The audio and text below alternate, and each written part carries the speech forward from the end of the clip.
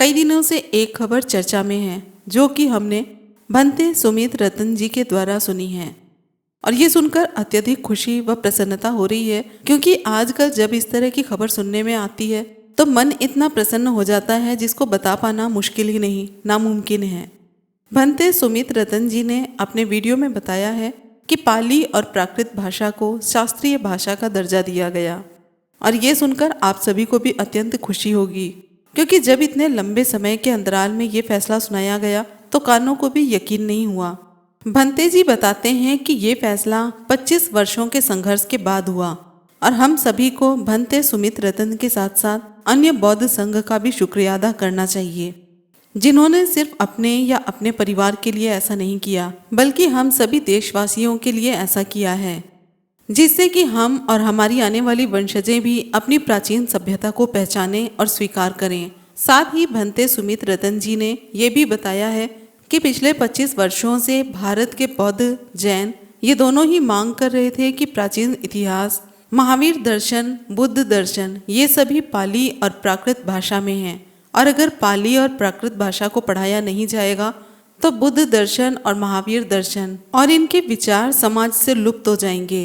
इतने वर्षों से हाई कोर्ट, सुप्रीम कोर्ट में जाकर और तमाम सरकारों को लिखित रूप से दिया, अंत में आदरणीय दयासागर बौद्ध जी के नेतृत्व में पूरे बौद्ध मिलकर ये मांग कर रहे थे कि इन भाषाओं को सम्मान देकर संरक्षित किया जाए और इन भाषाओं को स्कूलों में भी पढ़ाया जाए। आपको यहाँ बता दें कि पहले यूपीएससी में भी पाली भाषा का चयन होता था और बहुतों ने चयन करके यूपीएससी की परीक्षा पास भी की है, लेकिन इसे बाद में हटा दिया गया। लेकिन अब भारत सरकार के द्वारा ये घोषित हुआ है कि पाली और प्राकृत भाषा को शास्त्रीय भाषा घोषित किया गया है।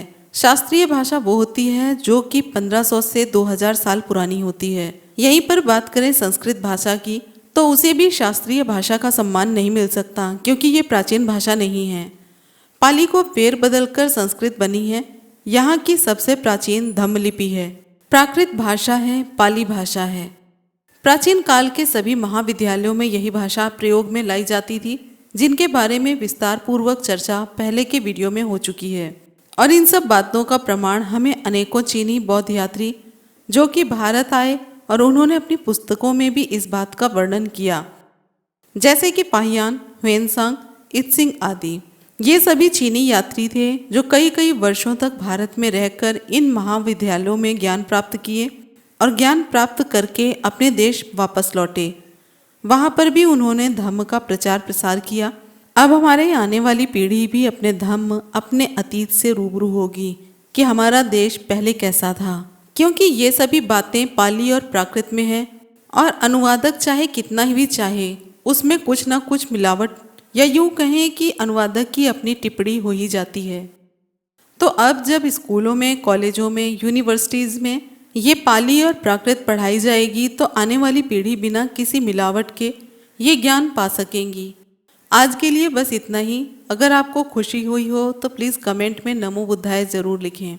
हम भी ये जानना चाहते हैं कि बुद्ध को कितने लोग पसंद करते हैं और किसे किसे इस खबर को सुनकर प्रसन्नता हुई। फिर मिलते हैं अगले वीडियो में। जय भीम, नमो बुद्धाय, जय संविधान।